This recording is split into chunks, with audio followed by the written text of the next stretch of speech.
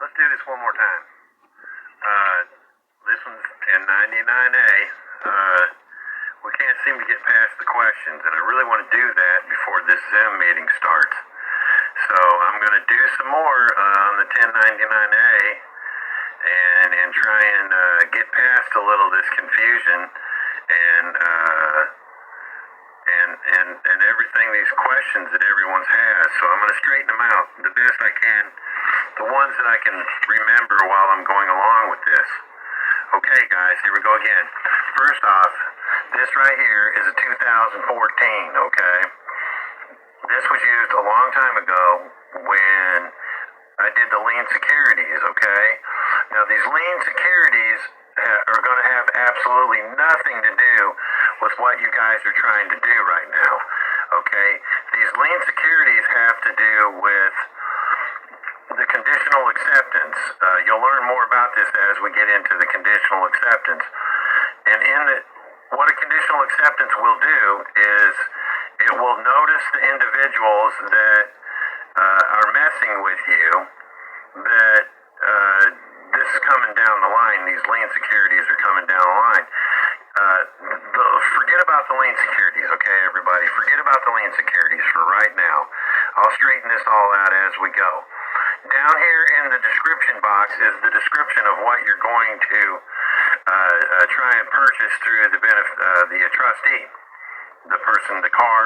If it's a car, it's make, model, year, color, and VIN number. It's a description of what it is you're trying to get. If it was a house, it'd be the mansion down on 12th Street at 118, 12th Street. It's a two-story, Victorian or whatever the case may be. That's the description that you use for that. The description in ours were lien securities because that's what we were producing. And we had to send the OIDs, the 96s, and the 1040Vs in. So that's where some of the confusion's at. The 1099A is the only thing that you're going to need to give to whoever trustee is. You'll give it to them, and they're going to do the OIDs, the 1096s, and the 1040Vs. That's on them. We did that for the Treasury as a convenience for the Treasury. Okay, here you go. We're also doing these other forms for you, the 1099 OID, 1096, and 1040V, so that it'd be easier for you to deal with this trustee, Secretary of the United States Treasury. Those are the OID, the 1099As that you will do when it comes time to do the contract with the Treasury. After you do the conditional acceptance, you'll create a contract with the United States Treasury. And in the contract, you'll give them all this stuff. You'll fix it all up and send it to them in a nice, pretty little packet. Here, Treasury, here's your contract now. Here's all these lien securities. They're yours. If there's anything wrong with them, you have my power of attorney to fix them. If you choose not to fix them, then you'll have, you can send them back to us. And in that contract, we're basically saying, here's these lien securities, and here's all the paperwork, and it's all ready for you. All you have to do is file them and go and collect. So that's where a lot of people are confused at. If you're down trying to get a car or a house or furniture or anything else you're using a 1099A for as insurance, you're not going to put lien security in the description box. That's only going to pertain to the contracts you may or may not create with the Treasury. If all these trustees say, yeah, we'll take your 1099A, everyone you want to bring us, then there would be no need to send them a conditional acceptance. Ergo, there won't be no need to send a contract to the Treasury with all these forms. So, I hope that's clear. And another question that's asked a lot too is the number here, okay, that's changed. That's an old number. I put the last one out on the last video. It's 52-0907-065.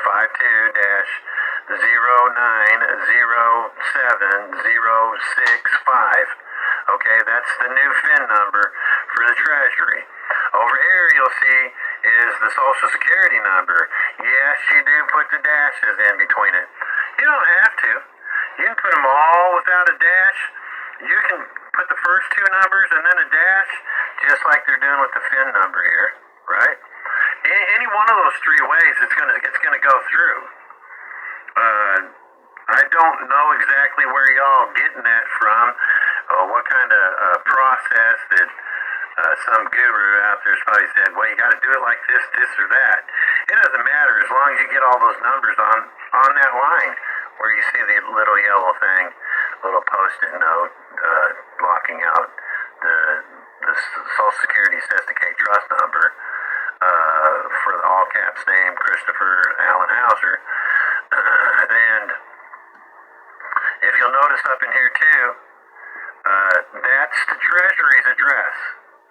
And down here below, where you see the name at, you'll see that's an upper and lowercase. And it's hyphen and colon, right? That's your Hammond name.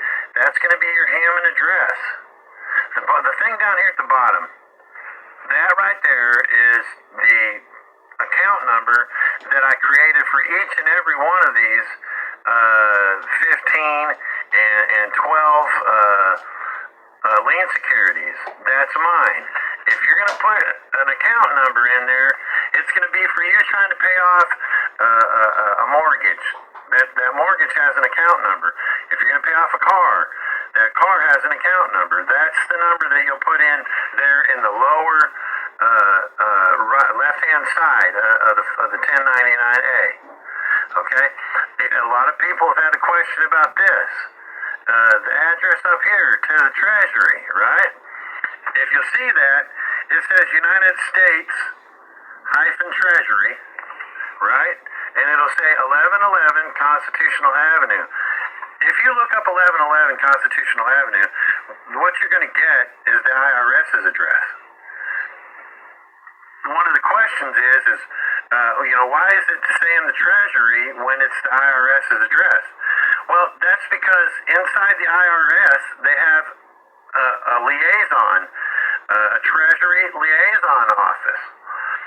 So we sent them to the IRS address, but we titled the address United States Treasury.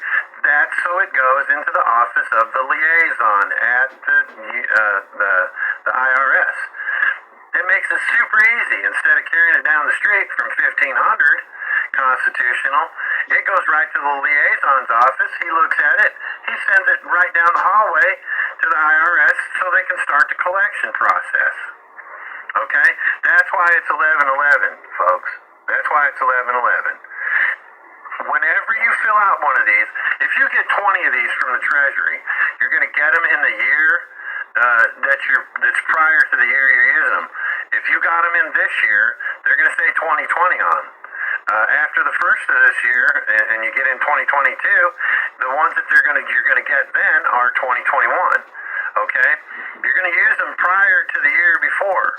Okay, that's how they work. That's how they work. I don't even think next month you can get 2022s. You may be able to, but I don't think so. I don't think they're even putting them out yet. But that's the question that a lot of folks have. Well, why is it that? Okay. Then there's the date. Remember I said these things are like a check, okay? They're not a check. They're not a three-party check. I said that they're like a check, and they are like a three-party check. They're going to work the same way, okay? Well, it said, well, why are you borrowing from the Treasury if it's your trust? Because the Treasury is the bank. This is like taking a loan out from your own bank account, okay? It's the process that you have to go through. You're not really borrowing money from the Treasury. You're extracting funds, credits is actually what they are, credits out of the account Uh, and you don't have to pay them back because it's not like borrowing money like you would think from a regular bank account or a regular bank. You don't go to you go to the bank. I gotta borrow some money. Really, they're loaning you your own money, but the way people think about it, it's not going to even be like that because you're borrowing the money from your own account. Okay, that's why I say it's like for instance, the Bible says, "Be more Christ-like." It doesn't say be Christ. It says be more Christ-like. That's the same point I'm trying to make with this. It's not a check, but it's check-like. Okay? It's going to operate just like a check, except it's not really a check. It's not really a third-party check. When you're writing a third-party check, they don't have to fill out a 1099 OID, 1096, or 1040 V pay voucher. But if you'll notice, it's like the reason I'm saying it's like a check is because it's got a to and a from. It's got an amount. It's got a date. It's even got a description. The description would be kind of like a memo at the bottom of the check. And then you turn it over and you sign it, okay? And when you turn it over and you sign it, you do it just like a check. If this is a check, right, you're going to turn it over, you're going to flip it up, and then you're going to sign the back of it like a check. That's how you're going to sign it.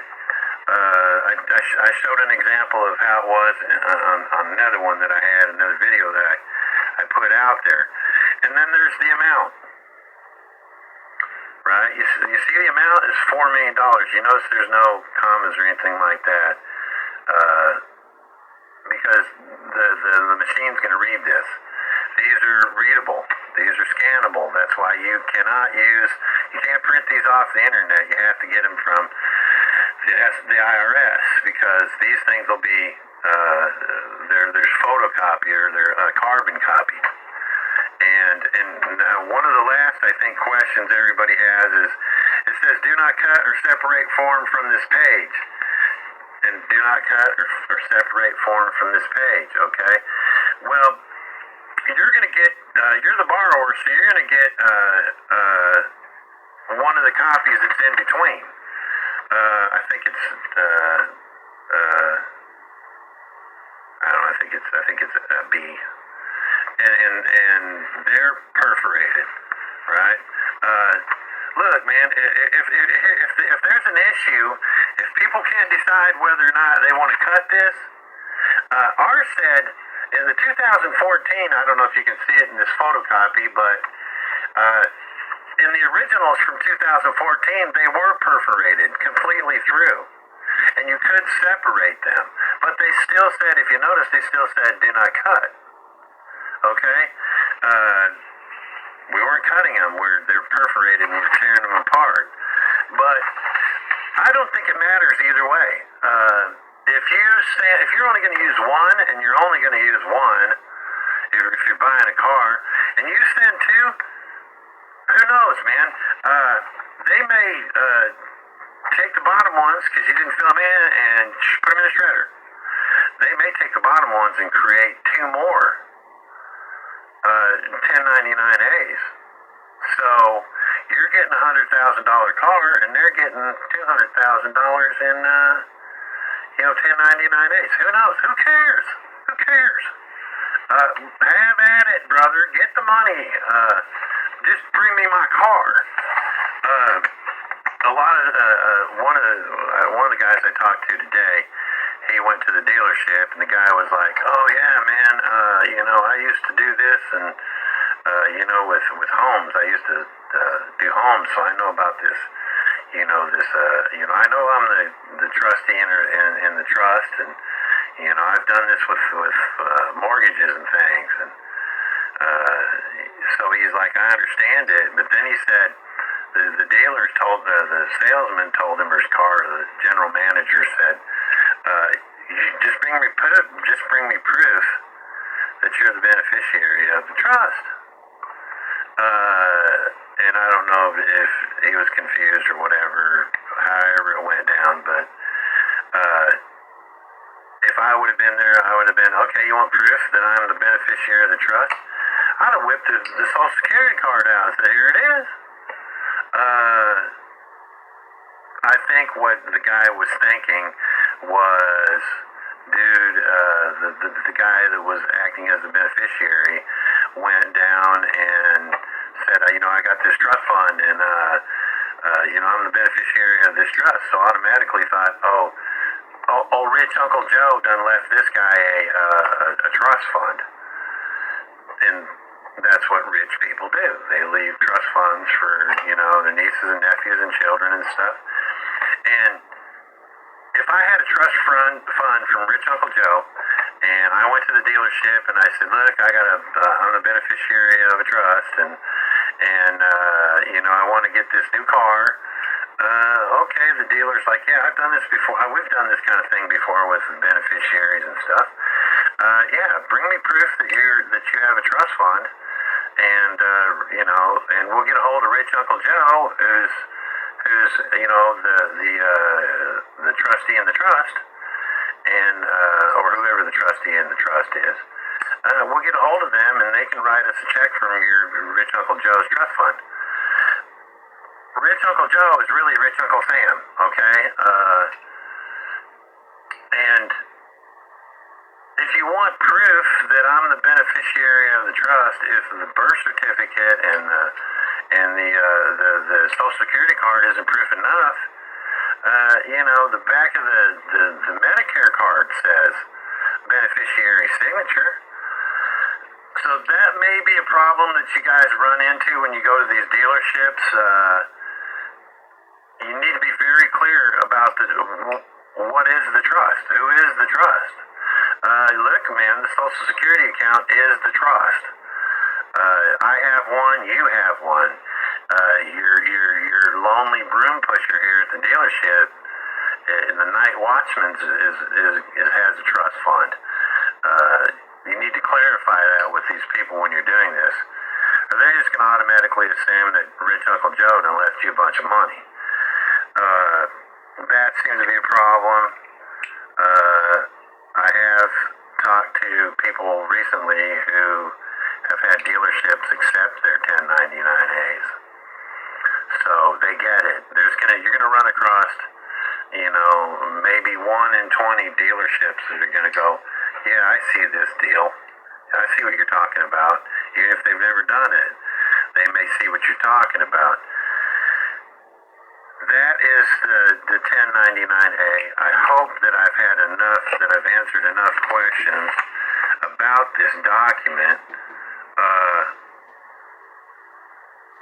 If you don't feel comfortable about cutting it, give them the whole freaking sheet. Here you go, man. What do I care? Go ahead. Get whatever you gotta get, or cut it, man. I would, especially the ones I was going to leave in the glove box and use for insurance.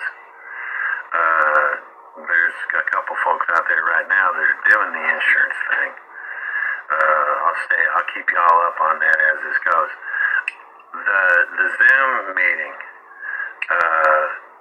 I'm going to try and get with the posse tonight, hopefully, and we're going to go over the ins and outs of how this is going to get set up. I'm hoping that I can get, by Friday afternoon, I'm hoping that I can get another video out releasing the information on the Zoom conference, because that's the only way it's getting out, folks. If you're not watching the video, I'm sorry. Go check it out once it's been recorded. I hope this answers the questions about the 1099A,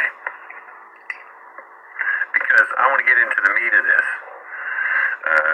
The conditional acceptance, folks, is where the money's at. People are already asking about, well, how do I do a letter of credit? Well, don't even worry about that now, guys. Don't even worry about that.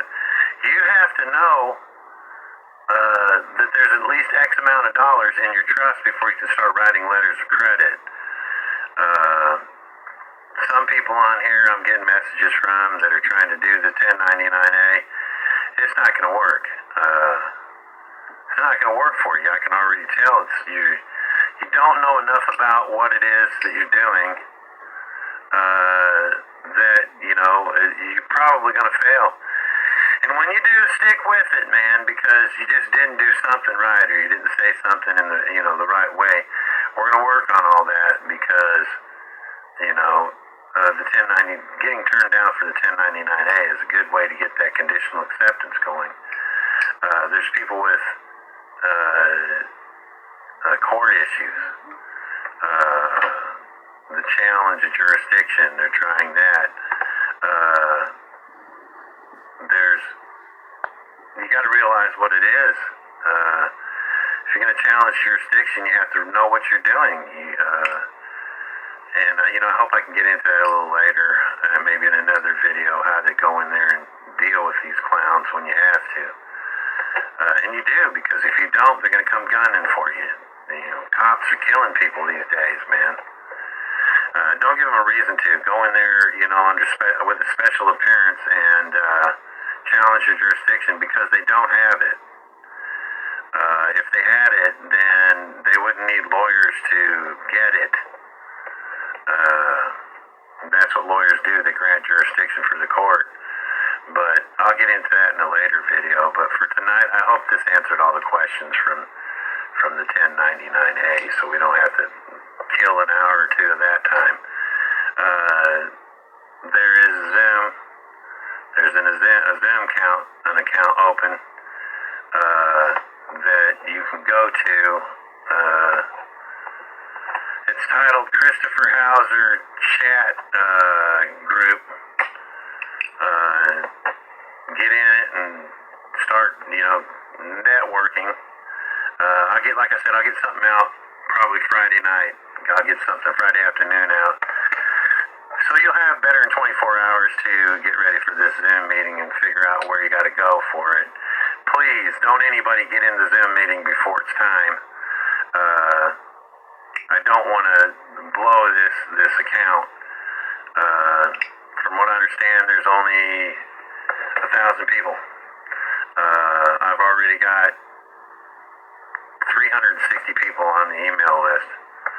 So, I'm not saying it will, but there's going to be a lot of people out there that are going to get into the Zoom. They're not even going to have a conditional acceptance, y'all.